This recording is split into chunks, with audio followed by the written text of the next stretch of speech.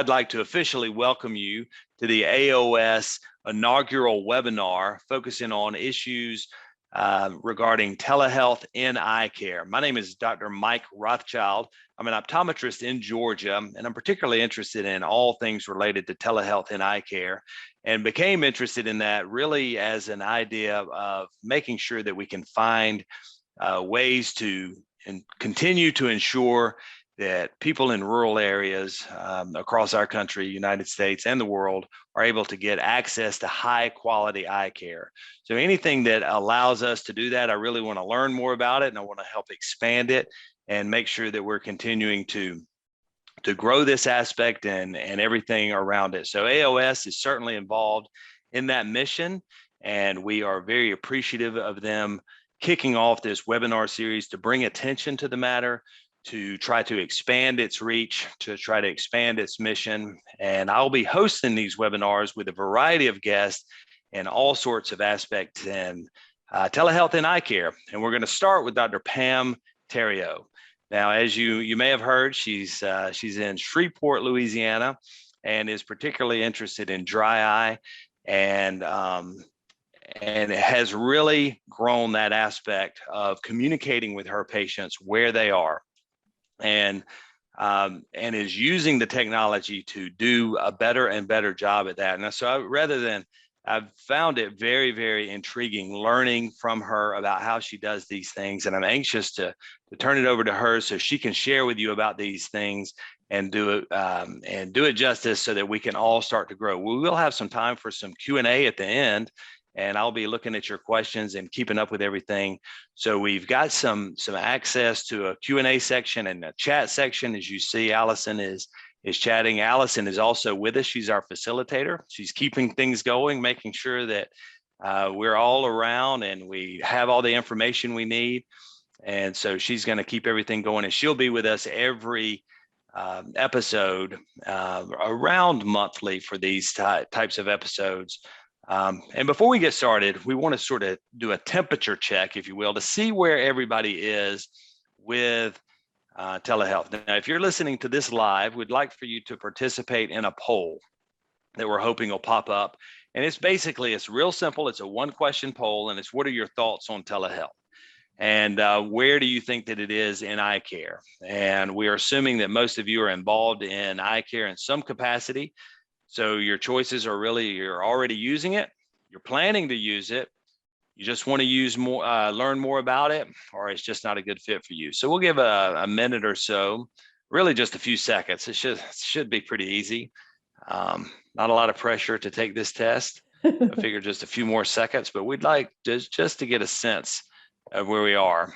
And I don't know if everybody's seeing the results, but I can see that about 2/3 of us are already using it, and 1/3 are intrigued to learn more. So that's a great mix.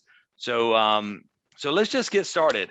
So Dr. Pam Theriot is going to tell us a little bit about her practice, her interest, and how she's practicing, how she's being innovative with her practice, some things that she's learned, and what she plans to do next. So I'm going to turn it over to you, Dr. Pam Theriot. Thanks so much, Mike. I appreciate you bringing me on today. Let's get these slides rolling here. There's me. I'm Pam Theriot. I practice in Shreveport, Louisiana, and this is just a picture of me and one of my patients and my tech. During Mardi Gras, we try to have fun in the office and get our patients on board with celebrating their eyes with us. She had just had successful cataract surgery, so we took her picture. I also, when I'm not in clinic, I am a member of the Public Awareness Committee and of the new TFOS, Tear Film and Ocular Surface Society, their lifestyle workshop.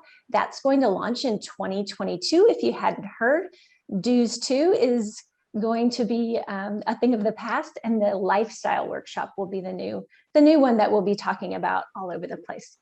I'm also an author of a book called Alleviate Dry Eye, where it guides patients through an 8-week plan to relieve their redness and have healthy eyes.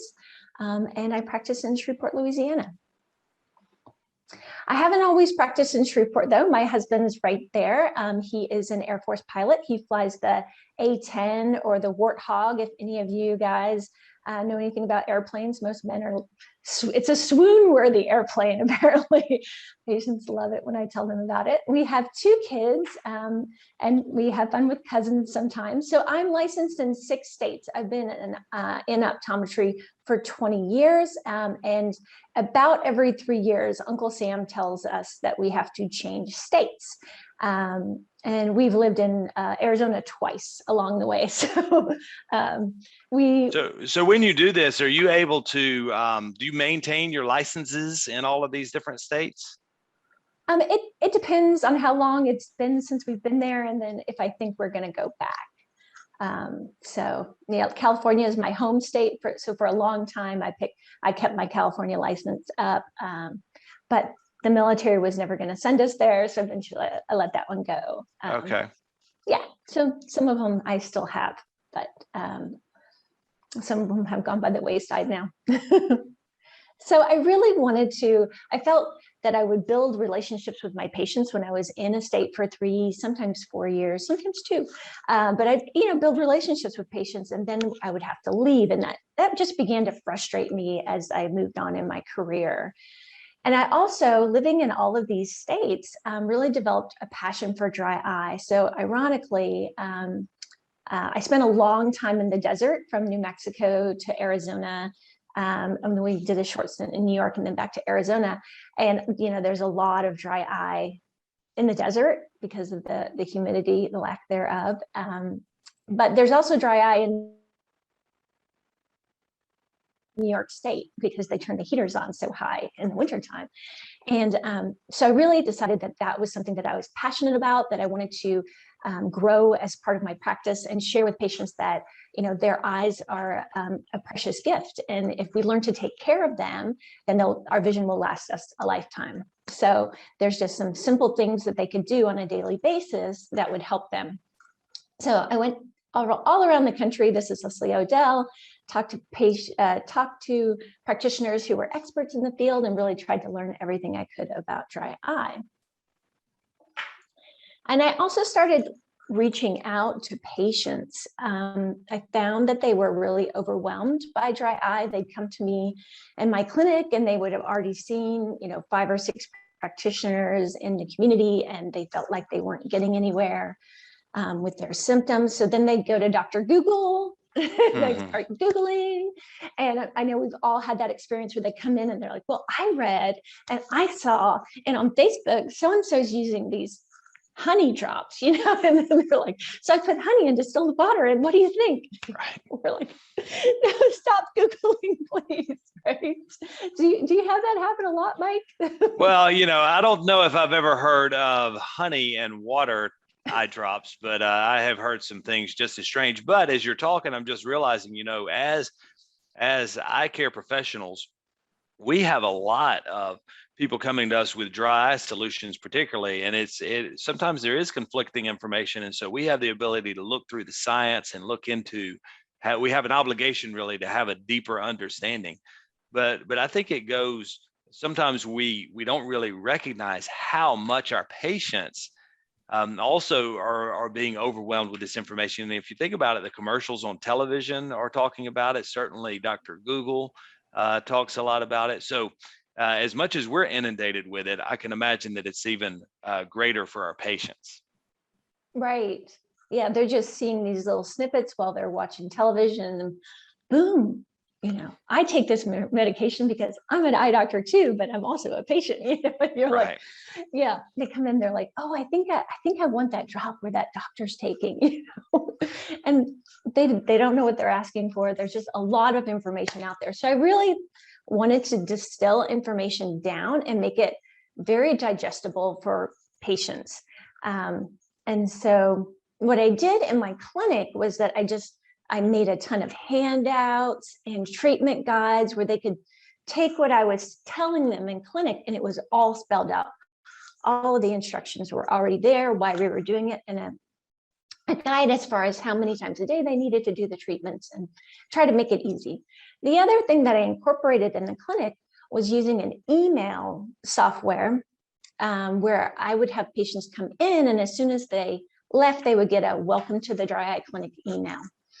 And it was a series of emails, or it is a series because they still get them today, where it tells them what we're going to do in the dry eye clinic, what we're looking for, what treatments we might be talking about. And I also review what treatment they got while they were in the office. I call them 4 simple steps that I put my patients on. I have them use artificial tears, a lid and lash cleanser, a warm compress, and then a dry eye supplement. So regardless of if they're mild, moderate, or severe, all of my patients really get this sort of the starter kit where they take it home and do their at-home care with that regimen. So then they get an email about it, and there's little videos. If you don't know how to do a lid scrub or warm compress, I have a video of me showing them how to do it. And so it's things that they can go back to if they're confused. You know, say it's an elderly patient and they get their kids involved, and they can watch the videos together and just understand what we were doing in the clinic. So often when you think of something that we are so used to, this 4-step plan, and we've always heard, and it's a great plan, but as we're doing it during a busy day, it's not uncommon for our patients to have questions and not really understand, or to tell us that we said something that we know perfectly well we didn't say. So it sounds like you have found a way to understand that they're not going to hear everything you say when they're in the office. So you found a way to say it to them again when they need to hear it, when they're ready to start these hot compresses or use the drops or whatever it is. And you've made it easy for them to get the information again, if you will, or in a different manner, whether it's a video of you talking or a printout. Is that kind of the concept? Exactly. And it's just a reiteration as well of, this is what we talked about in clinic, and here it is again. So, and I think that my patient population is maybe a little bit more elderly. And so they often have a family member that might not have come with them, but now is curious. Sometimes they'll come to the second or the third appointment and say, hey, my mom's doing this. And, you know, why is she doing that? Oh, maybe I need to do that. You know, we talk a lot about makeup in my clinic and the toxins that are in it. So often the people that are bringing the patients get involved in what we're talking about as well. So try to make it fun.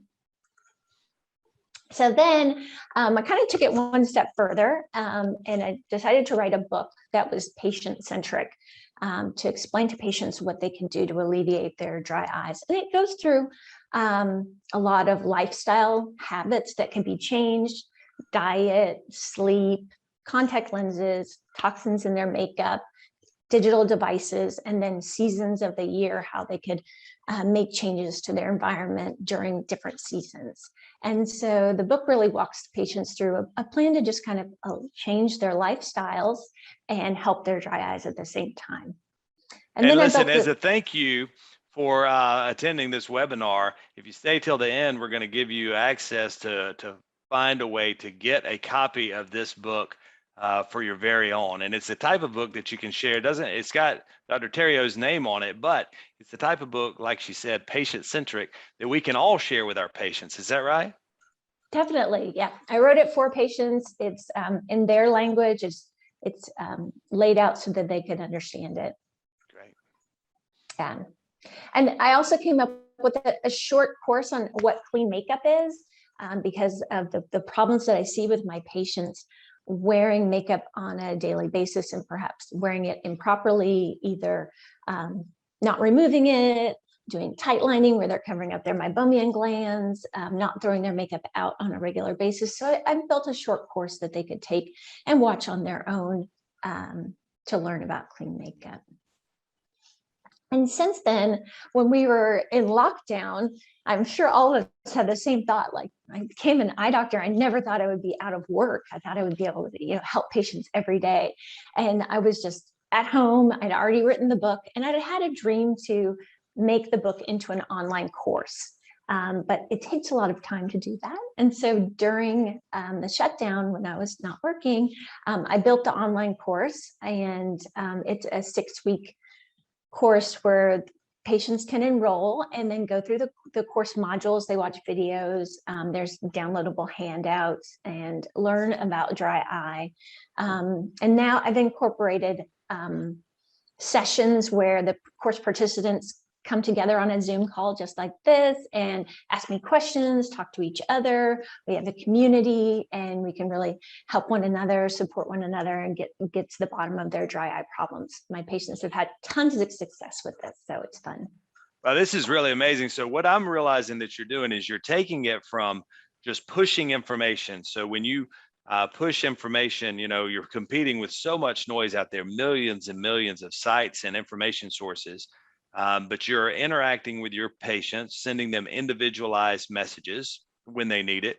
You've written a book, which is another avenue to get them information. But what this course does is it actually allows you to be interactive to some degree. It's an automated interaction to some sort, but you also have some personal synchronous, if you will, interaction as well too, right? So you're getting more and more interactive with your patients in these dry education pieces, it looks like.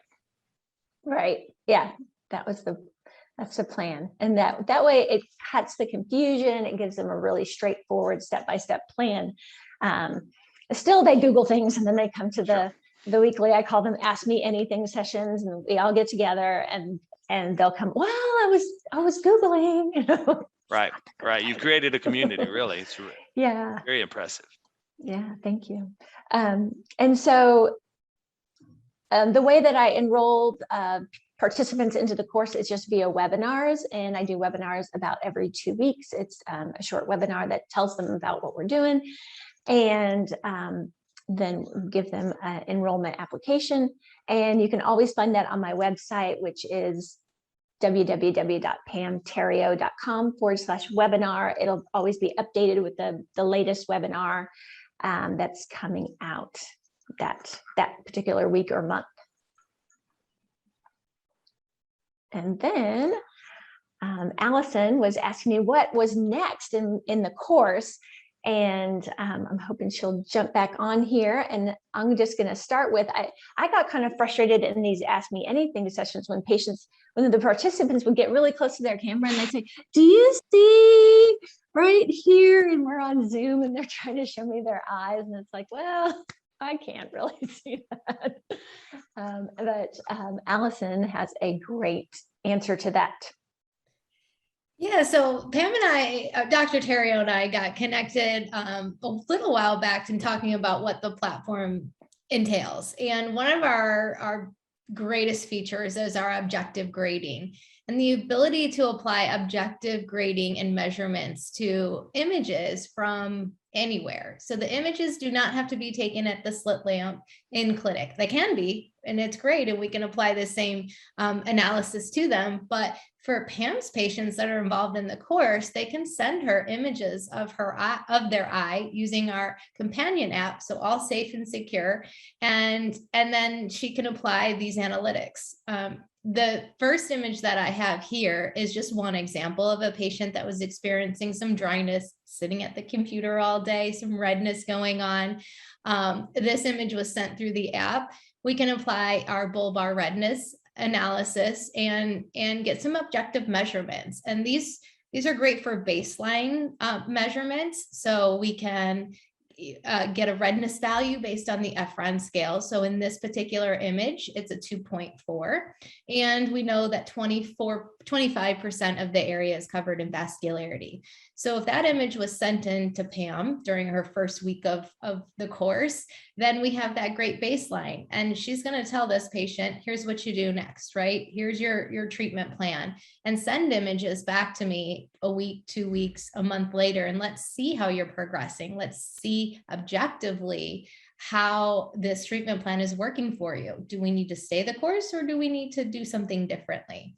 And so that's one example of how the AOS platform can be used within a telemedicine type program like Dr. Theriot has. Sorry, I keep saying Pam.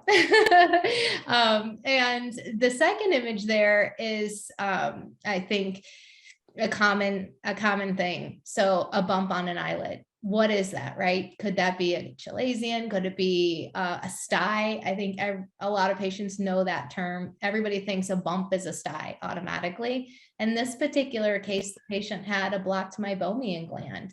So it saved a trip into the clinic because the this particular patient was told, hey, use some warm compresses on that for the next week, and then send me another image and hopefully we'll see that bump go down. It just needed to be cleared out. So that that's another great type example that, you know, could be seen through someone who's a part of the program and experiencing some of these dry eye issues. So those are a couple of just different examples. We have great analysis tools for in-clinic use too. The staining analysis tool, a lid redness tool. We are just about to launch some contact lens features as well. So really to help support the ability to remotely manage contact lens patients in the form of a virtual follow-up or troubleshooting. So lots of good tools to not only facilitate remote care or a hybrid type care model, but also just bridge that gap between in-person, in-clinic care and remote care. So, you know, bringing that objectiveness to a telemedicine type situation or. That's great. Thank you, Allison. I mean, it really is intriguing what this software is able to do. And just to be clear, these images are cell phone images that have been uploaded securely and evaluated with the AOS software to put some objective numbers on objective findings, whether the eye looks a little red or grade 1, 2, 3, 4. You know, we've got a scale on there that can become evaluated. And I think this is also a great point to talk about. The reason that we've put together this webinar series is to talk about these concepts and these ideas and the things that are all related, because the lines get blurred, and that is an intentional pun. The lines get blurred between providing care and providing education, you know, crossing state lines. At what point, so if you look at an image and make a recommendation, you're practicing optometry. And so you've got to make sure that you're following the regulations and those type of things. So all of these things start coming together. And we're looking forward to continuing this conversation and hearing more about it. I do have a question for Pam, if you don't mind. You mentioned early on when you were talking about sending your emails automatically, you mentioned an email software. Do you mind sharing specifically what that is? Is it something specifically for eye care, or is it just kind of a general public eyewear email software? It's just email software. I use a thing called ConvertKit, but there are several out there. And I think the most amazing thing about sending your patients emails is that when they come in the next time to your clinic, they feel like they already know you. So often my tech will be in the room with me and I'll have an interaction with the patient. After the patient leaves, she goes, "Do you know her? Like, have you known her how long have you known her?" I was like, "No, she just came in the last visit." But they have this connection to me because I do send the series, the Welcome to the Clinic emails, and then they get put on my weekly blog. And so every week I send out a blog about dry eye, and it has a different topic and usually some kind of funny story in there. So some kind of anecdote of something my children did. So you're using this technology to actually build relationships with patients when they're not even in the same physical space with you. Right, yeah.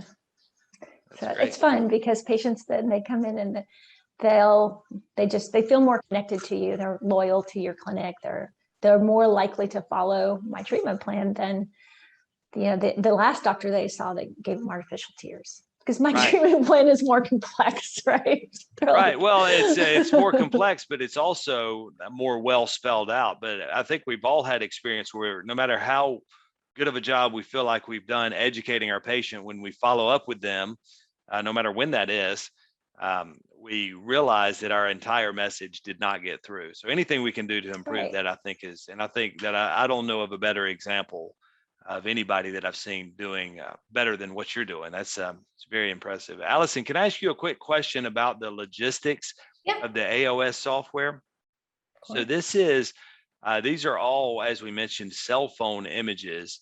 But is this something that that we need specialized equipment to utilize, or is it a program that we sign up for? What are the what's the high level version of how someone could use this AOS system? Yeah, that's a great question. There's no hardware required. That's the beauty of the program. It is a software platform that you can access via any internet connection. It's all cloud-based. So, and we have a subscription model. So you sign up for the software and includes updates, which are happening on the regular, which is great. And hopefully that answers your question, but yeah, it's not a big fancy piece of equipment that we need to purchase to be able to get involved with this. No, exactly. And so for someone who's growing their clinic or starting a dry eye clinic, because it is a hot topic in the industry, and because so many patients are presenting with it, right? So it's a really great way to really add a lot of value and elevate the technology in your clinic without that huge hardware investment. And so that's one of the beauties of the software, because it does bring a real wow factor to patients without that huge price tag too. So, right. And I had a Thank question. you. Well, if you don't mind, I have a question for Dr. Theriot, because I know you're a busy mom. You work in the clinic, you run this program. How much time is that taking to build the content for your emails and for your videos and for your webinars? Are you pre-recording these and then putting them out, or, how do you fit that into your life is my question. Time blocking. And honestly, I do things in big blocks of time. I'll just set aside time to do several blogs or videos all together. I also have a virtual assistant, and I have a student who goes to the University of Houston School of Optometry and is interested in dry eye. So I have some assistants on research, and yeah, so it takes a village, right? And I have a husband who loves to cook. So, I am just blessed to have all that assistance that I need. And we get it done, we make it happen. That's awesome. Allison, I think that we need to have Dr. Theriot back again for a later episode to talk about that virtual assistant. I've heard a lot about that concept as well. And while it's not necessarily telehealth, I think that it's an interesting it's something, right? Yeah. It's helpful for sure. Sure. Well, Dr. Theriot, we mentioned that there would be a special announcement toward the end of the webinar about how to get a copy of your ebook. Right. So I'd love to gift everyone a copy of my ebook. Allison is going to send it out on the registration, the replay email tomorrow. There'll be a link that you can grab a copy of the book. And hopefully by tomorrow, there will also be, if you go to my website, which is Pam Theriot, that's Theriot, THERIOT.com/book. You'll be able to get that link right there at PamTheriot.com. Just to be clear, for those listening, Theriot is how you spell it, right? That's how you would read it. Okay, but it's pronounced. THERIOT. Got it. Okay, yes. Great. So even if you're listening to the recording, you'll be able to find that. But it really is a great book, and it's in a language that patients can understand it, and it's designed for them, and really something good that if somebody really wants to learn everything they can about dry from a patient's perspective, this really is the source for them. Well, Allison, I'm not seeing any more questions popping up on the list, and we're at the end of our 30-minute window. But if there are any questions, feel free. We'll stay around to answer a couple of questions if there are any. I didn't see any other ones either, but that's a super generous offer. So thank you so much, Dr. Theriot, for offering that and being here. And yeah, we can hang out for a second. But thank you all for attending. I know it's hard to fit it into your busy lives, so I appreciate you jumping on and to learn from Dr. Theriot. She's awesome, clearly, and does a lot of cool things. So I think it was awesome. So thanks for being here. Hey, so we do have a question from Nathan, and I guess this is going to be a question for you, Allison. And I certainly have had a little bit of experience with this. But Nathan is asking how patients take images. Yeah, so that's a good question. So we have a companion app to our software that gets sent to the link to download the app and to register or to connect their account is sent to them when they're registered on the platform. It's a really simple, easy way for them to send images safely and securely through the app. They take the images on their smartphone. We default to the back camera because that's a better camera than the selfie one. We also default to the flash being on, better diffuse light with that. So we default to make it easy for the patients, and they can send those images directly to their provider through the app because they're automatically connected, and it's a really quick, easy transfer. So that is that's how they can do it. I mean, I've heard so many different stories of WhatsApp messages, text messages, Facebook messages of pictures being sent, and none of that is HIPAA compliant. So, so we definitely always try to encourage patients to do it the right way through the AOS app. So basically, it's a cell phone picture, a close-up cell phone picture, right? And they've received coaching and some direction through the app on the ways to capture the best images. You got it. Yep, exactly. Yep. So there's guidance, and yeah, it's all about making it easy. So right, I got to tell you, I've seen a lot of these images, and it really is amazing at the quality of images that you can capture this way. Well, the cameras and phones these days are just incredible. It's really, really amazing. And so we do have another question. If we buy the slit lamp software, does the cell phone software come with it? And I think you're asking if the app comes with the platform, and the answer is yes. So yep, the software that's cloud-based also includes the clinician. So there's a clinician app. So if you don't have a camera at your slit lamp and you want to document at the slit lamp, you download the app, and the clinician has that available to them. And the patient version of the app goes to any patients that are registered as well. And that's all included in the platform price for sure. So let's see. I think that is it. And hopefully I answered your question. I don't see any more coming through, but we can wait a beat here if you want. Well, listen, while we see if there's any more questions that come through, Dr. Theriot, I really want to thank you for joining our webinar today. It really was intriguing. I could go on and on about this. I'm impressed with your realization that you need to find a way in today's society to interact with patients, and understanding the importance of that in building relationships with your patients, keeping them highly educated, competing with the Dr. Google, if you will, and also thank you for your kind offer of sharing your book with everybody who is attending. It really means a lot to us that you're willing to do that. So thanks a lot. You're welcome. Thanks for having me, Dr. Rothschild. Thank you, Allison. I appreciate being here. Thank you. And thanks to everyone. And thanks to you, Dr. Rothschild, for hosting. Appreciate it.